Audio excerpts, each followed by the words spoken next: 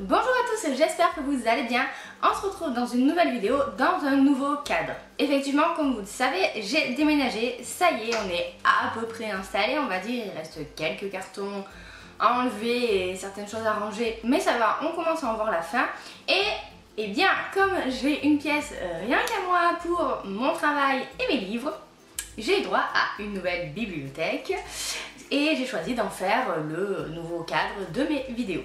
Et je pense que vous comprendrez pourquoi. Bon, elle n'est pas encore tout à fait rangée comme il le faudrait, et ce qui est trop bizarre, c'est qu'il y a plein de trous, parce que là c'est ma bibliothèque des livres que j'ai lus, et là-bas j'ai gardé mon ancienne bibliothèque qui est essentiellement composée de ma palle. Voilà. Et là je me rends compte que j'ai vraiment beaucoup de livres en fait à lire et que presque ma palle est aussi grosse que ma bibliothèque normale. Donc voilà. D'ailleurs, si ça vous intéresse de voir ces nouvelles bibliothèques, dites-moi là en commentaire. Je vous ai fait un bookshelf tour cet hiver, donc c'était il n'y a pas si longtemps que ça. Mais bon, qui dit nouvelle maison, on dit peut-être nouveau bookshelf tour. Mais trêve de bavardage, on passe tout de suite au vif du sujet, c'est-à-dire le book haul du mois de juin. Ouais, je suis un peu en retard, mais bon, hein, que voulez-vous. En juin, j'ai pas acheté tant de livres que ça parce que bon, vu que je déménageais, j'avais pas envie trop de surcharger les gens qui allaient nous aider en carton de livres, parce que déjà qu'il y en avait vraiment beaucoup et que je peux vous assurer qu'ils vont tous maudits. Je me suis dit que je les achèterais un peu plus tard, hein. Mais j'ai quand même pris les essentiels, on va dire, hein. Et on commence tout de suite par La Mémoire de Babel, le tome 3 de La Passe Mémoire de Christelle Dabos. Je vous en ai déjà parlé, je l'ai déjà chroniqué sur la chaîne, sur le forum, donc voilà, pas de surprise. Mais évidemment que celui-ci, j'allais me le procurer dès sa sortie, et tant pis s'il fallait le porter en plus, parce que voilà, je l'ai lu tout de suite et c'est tout à fait logique. Et voilà, je vais pas vous en reparler parce que vous connaissez mon amour pour cette série. La seule chose que je vous dis, c'est, si vous ne l'avez pas encore lu, mais qu'est-ce que vous attendez? Un autre essentiel qu'il me fallait absolument et que j'attendais avec impatience, c'est Shade of Magic, le tome 1 de V.E. Schwab, paru chez Lumen.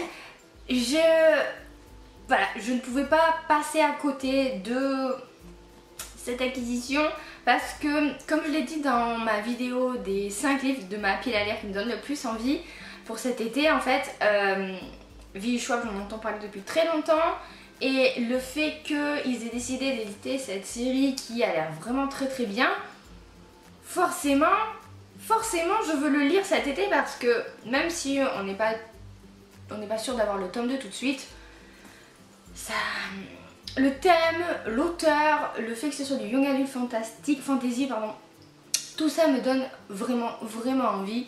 Donc voilà, je ne sais pas si je vais l'emporter avec moi dans ma valise parce que je pars bientôt en vacances. Il est un peu gros, mais c'est possible. On continue dans le young adult avec un service presse que j'ai reçu. Il s'agit de Illuminae, le tome 2, dossier Gemina de Amy Kaufman et Jay Christophe. Cette série me disait énormément par rapport à l'objet livre, que je trouve juste génial. Voilà, vous avez des choses très spéciales à l'intérieur du livre, et c'est vachement intriguant, quoi. C'est pas une histoire, un récit raconté à la troisième ou à la première personne de manière traditionnelle, pas du tout. Et du coup, c'est vrai que quand Casterman a proposé d'avoir ce livre, je l'ai tout de suite pris, sachant que je n'avais pas encore lu le tome 1 à l'époque, voilà. Maintenant, c'est chose faite et je vous en parle d'ailleurs bientôt dans un update lecture. Concernant l'histoire, ça se passe sur des vaisseaux spatiaux. En fait, il y a une société qui va attaquer une planète un petit peu illégale, en fait, parce qu'ils font je sais plus quelle activité, ils n'ont pas le droit de le faire, enfin bref, et du coup ils attaquent cette planète pour récupérer cette activité là, mais comme c'était illégal, tout le monde s'en fout, en tout cas personne ne le sait. Et on a deux adolescents qui essayent en fait de survivre dans un premier temps et ensuite de lutter contre cette société qui cache tout l'univers, hein. Et du coup on a des dossier Alexander le premier, dossier Gemina le deuxième, sur tout ce qui s'est passé, sur l'attaque, le fait de survivre, les vaisseaux, comment ils ont géré tout ça, etc. Ça c'était le premier tome. Le second tome, je ne sais pas, hein, on verra bien. En tout cas, celui-ci aussi, il sera lu cet été. Donc j'y suis, on continue avec les services presse. Alors j'en ai reçu 4 des éditions J'ai lu. Le premier c'est Explosive de Alice Clayton. Ça parle d'une nana qui a 30-35 ans, je crois 35 ans peut-être, qui avait tenté sa chance à Hollywood en tant que comédienne, mais plutôt pour les comédies musicales. Et elle n'avait pas du tout eu satisfaction, pas du tout été retenue pour des rôles et tout. Elle était repartie chez elle dans son petit patelin et là elle revient. Parce que voilà, elle a mûri, elle s'est rendue compte que c'est ce qu'elle voulait faire, qu'elle voulait pas rester sur un échec. Et du coup, elle vit en fait chez son amie qui est attachée de presse ou un truc comme ça, elle a changé de communication pour les stars. Et elle va rencontrer, comment elle s'appelle déjà, Jake Hamilton, qui est une star montante. Et voilà, c'est leur histoire à tous les deux. Clairement, je suis en train de le lire, hein, vous voyez, j'en suis là. J'accroche pas trop. C'est plus de la chick lit pour moi que de la réelle romance. Ou alors on va dire que c'est de la romance chick lit amusante. Mais ça coince. Au niveau de l'écriture ou de la traduction, je ne sais pas trop. Je trouve que c'est très brouillon quoi. Donc bon, on verra. Je ne suis pas sûre d'arriver à le terminer celui-là. Voilà.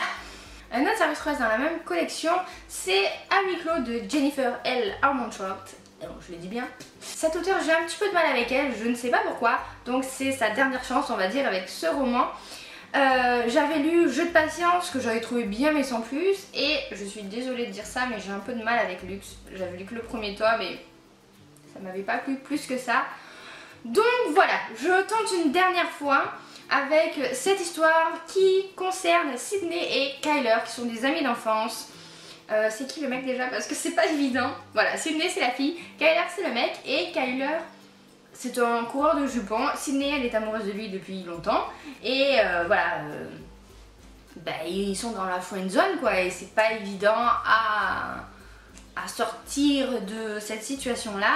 Et un jour ils vont se retrouver coincés dans un chalet en montagne, que tous les deux. Et voilà, va se passer ce qui doit se passer, j'imagine. J'avoue que je trouve ça un petit peu étrange de la part des éditions J'ai lu de publier un bouquin sur l'hiver en été. Je trouve que ça serait plus pertinent de publier en hiver quoi. Et du coup, je vais essayer de le lire cet été évidemment, mais je trouve ça bizarre quoi. Je vais aller à la plage, je suis au bord de ma piscine et j'ai un truc qui se passe en hiver dans un chalet à la montagne. Ouais. En tout cas, on verra bien ce que ça donne. J'espère ne pas être déçue. On continue avec de la romance historique puisque j'ai reçu Un goût de paradis de Julia Quinn et Oublions le passé de Sabrina Jeffries. Ce roman de Julia Quinn, je l'attends depuis vraiment longtemps. Je vous en ai parlé aussi dans mon top 5 des livres qui me donnent le plus envie de ma file à lire parce que on croise certains de ces personnages dans d'autres de ces séries et du coup là c'est super sympa de retrouver ces 4 jeunes filles qui tous les ans donnent un récital de musique mais qui est connu pour être juste affreux pour les oreilles et voilà, elles n'ont aucun talent musical. Et c'est l'histoire d'une d'elles qui s'appelle, oh là là j'ai déjà oublié pourtant je viens de le lire, hein, Honoria, voilà. Et Honoria elle doit trouver un mari le plus rapidement possible évidemment parce que ça fait plusieurs saisons qu'elle passe sans que il se passe rien.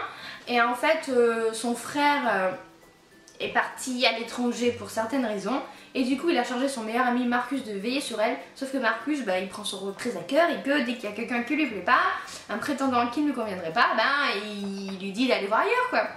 Et voilà, c'est très mignon, c'est tout doux et je vous en reparle dans un prochain update lecture parce que j'ai beaucoup aimé. L'autre romance historique que j'ai reçue c'est Oublions le passé de Sabrina Jeffries. Sabrina Jeffries c'est une auteure que j'aime beaucoup.